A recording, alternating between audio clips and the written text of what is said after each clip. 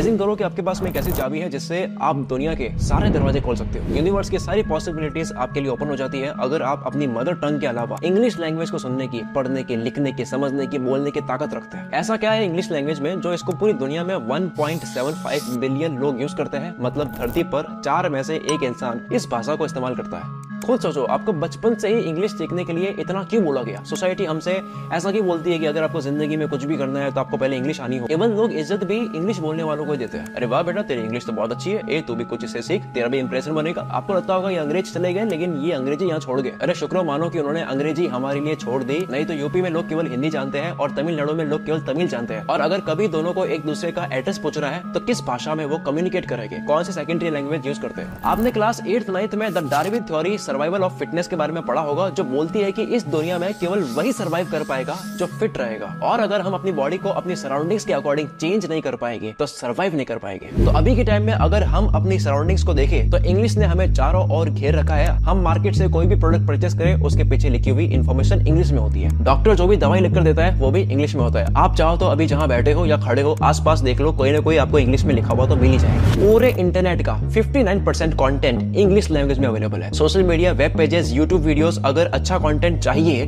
तो आपको इंग्लिश में ही मिलेगा। और शायद आपको ना पता हो कि इंडियन कॉन्स्टिट्यूशन के आर्टिकल 348 में लिखा है कि सुप्रीम कोर्ट और हाई कोर्ट की प्रोसीडिंग्स इंग्लिश लैंग्वेज में ही होगी। मतलब भले ही भाषा हमारे दुश्मनों की, ब्रिटिशर्स की है, लेकिन अगर आज वो इतनी इंपॉर्टेंट बन चुकी है कि हमारी लाइफ को अफेक्ट कर रही है, तो चलिए इस एजुकेशनल वीडियो में मैं आपको बताता हूँ कि कैसे इंग्लिश लैंग्वेज दुनिया की ग्लोबल लैंग्वेज बन गई और इंग्लिश सीखना क्यों इंपॉर्टेंट है और इसको आप कैसे आसान तरीके से सीख सकते हैं।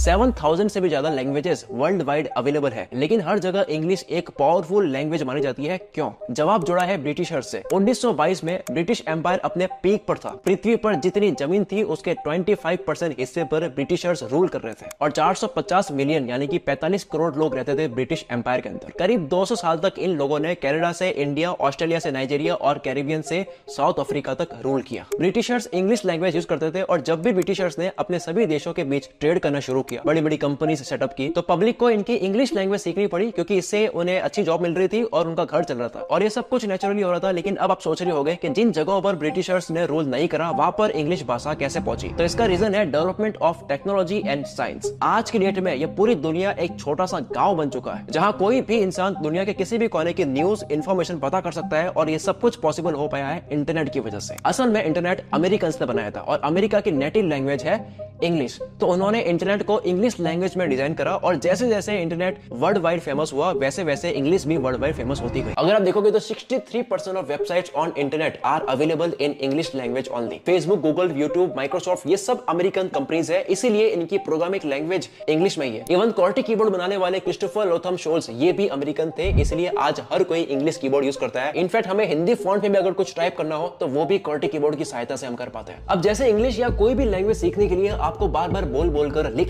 कर प्रैक्टिस करनी होती है, वैसे ही प्रोग्रामिंग एंड एआई फील्ड के लिए आपको प्रैक्टिकल लर्निंग पर फोकस करना होगा। पर दिक्कत यहाँ पर यह है कि जितनी भी कॉलेजेस होती है वो थ्योरी पर फोकस करती है, पर एक ऐसी कॉलेज है जिसका नाम है न्यूटन स्कूल ऑफ टेक्नोलॉजी, जहां प्रैक्टिकल पर ज्यादा फोकस होता है, जिसका करिकुलम इंडिया का मोस्ट एडवांस करिकुलम है, जिसे खुद मैंग टेक के प्रोफेशनल्स ने डिजाइन करा है। इंडस्ट्रियल एक्सपोजर के लिए माइक्रोसॉफ्ट, गूगल, अमेजन के टेक प्रोफेशनल से मेंटरशिप दिलवाई जाती है। इवन 6 मंथ्स की मैंडेटरी पेड इंटर्नशिप भी मिलती है आपको। इसीलिए यहाँ के फर्स्ट ईयर स्टूडेंट ही 30,000 पर मंथ की एवरेज स्टाइपेंड वाली इंटर्नशिप क्रैक कर पा रहे हैं। एंड इवन एक स्टूडेंट ने तो गूगल की 1,25,000 की इंटर्नशिप क्रैक कर दी है। तभी इनकी डिमांड एक साल में ही इतनी ज्यादा इंक्रीज हो गई है कि इन्होंने दिल्ली के साथ साथ में अपना कैंपस पुणे में भी ओपन कर दिया है। रजिस्ट्रेशन कभी भी क्लोज हो सकता है। एडमिशन के लिए आपको ऑल इंडिया NSAT एग्जाम को देना होता है। अगर ये मिस हो गया तो आपको 1 साल का और वेट करना पड़ जाएगा।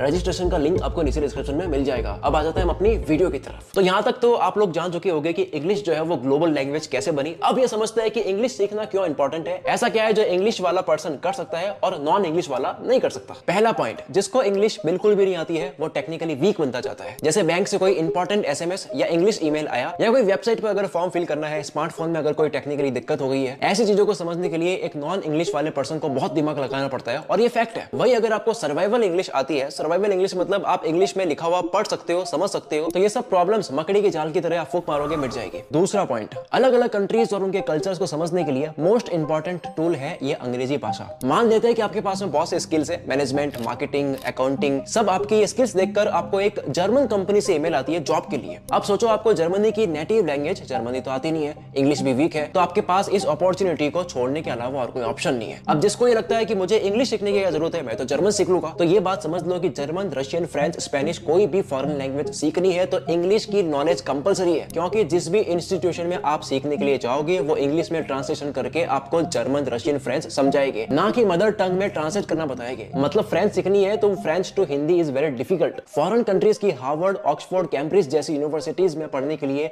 केवल वही लोग जा पाते हैं जिनका IELTS एग्जाम क्लियर हो पाता है। ये एग्जाम पर्टिकुलरली लोगों की इंग्लिश फ्लुएंसी चेक करने के लिए बनाया गया है। तीसरा पॉइंट, क्यों जरूरी है इंग्लिश आना। आज की दुनिया में कुछ जॉब्स ऐसी है जो आने वाले बहुत से सालों में कभी खत्म नहीं होने वाली है। मैं बात कर रहा हूँ आर्टिफिशियल इंटेलिजेंस की। जिसने AI सीख लिया उसके पास हमेशा एम्प्लॉयमेंट रहेगा, बट ज्यादातर AI टूल्स को इंग्लिश में ट्रेन किया गया है। इंग्लिश में उनको प्रॉम्प्ट दोगे तो ही बढ़िया रिजल्ट आपको मिलेगा। चौथा पॉइंट, खुदा ना खास्ता किसी की फैमिली में किसी मेंबर को कोई सीरियस बीमारी हो जाती है, अगर उनको एडमिट करना पड़ता है तब डॉक्टर कैबिन में बुलाता है और ऐसी सीरियस बीमारी के बारे में बताता है जिसमें बहुत से इंग्लिश के वर्ड्स होते हैं। उस समय जब उसको डॉक्टर की बातें समझ नहीं आ रही होती है, कौन सी मेडिसिन किसके लिए है वो समझ नहीं आ रहा होता है, ये सब कुछ उसके लिए कॉम्प्लिकेटेड हो चुका है, तब उसको रियलाइज होगा कि इंग्लिश लैंग्वेज सीखना कितना जरूरी है। पांचवा पॉइंट, अगर मैं इंग्लिश समझ लेता हूं तो मेरे पास में वैरायटी ऑफ आइकॉनिक्स कंटेंट्स हो गए। अपने एंटरटेनमेंट पर्पस के लिए मैं केवल बॉलीवुड में लिमिटेड नहीं रह जाऊंगा, मैं Hollywood films, web series, Spanish series, German series, Korean series जो चाहूं मैं एंजॉय कर सकता हूं। इनफैक्ट मैं काफी नॉवेल्स का भी मजा ले सकता हूं जो कि इंग्लिश में है। हिंदी में बुक्स आने के बाद भी वो फील रहती नहीं है जो ऑथर ने खुद लिखी है, वो बात अलग होती है। छठा पॉइंट, ये इंग्लिश की कुछ किताबें आपकी स्क्रीन पर अभी दिख रही है, इनको पढ़ के कोई भी इंसान अपनी जिंदगी में बहुत आगे जा सकता है, लेकिन वो तभी पढ़ सकता है जब उसकी इंग्लिश अच्छी है। असल में मैंने ये 6 कारण मैंने आपको इसलिए बताया है तो आपको ये अंदाजा लगे कि वाकई में अंग्रेजी भाषा सीखना कितना जरूरी है। और अब मैं आपको बताने वाला हूँ कि इंग्लिश लैंग्वेज को सीखे कैसे। इंग्लिश सीखने की जब भी बात आती है लोग ग्रामर और वोकैबुलरी सीखना बहुत इंपॉर्टेंट मानते हैं। ये दोनों ही चीजें सीख गए तो आप इंग्लिश सीख जाओगे, ऐसा नहीं है। आप दिमाग लगाओ, हम बचपन में छोटे थे तो हमने हिंदी लैंग्वेज कैसे सीखी थी? क्या हम लोगों को किसी ने सबसे पहले व्याकरण, हिंदी ग्रामर सिखाई थी? नहीं, लेकिन तब भी हम हिंदी बोलना सीख गए थे। इसका सीधा रीजन ये है कि हम बचपन से हर समय हर दिन बस हिंदी ही सुनते आ रहे थे अपनी सराउंडिंग से, तो जो चीज हम बार बार सुनते हैं वो आराम से हम सीख जाते हैं। जैसे ये एक मूवी है नन्हे जैसलमेर, इसमें एक 10 साल का लड़का जो अनपढ़ है, जो हिंदी लिखना भी नहीं जानता है, वो फ्लुएंट इंग्लिश बोल लेता है।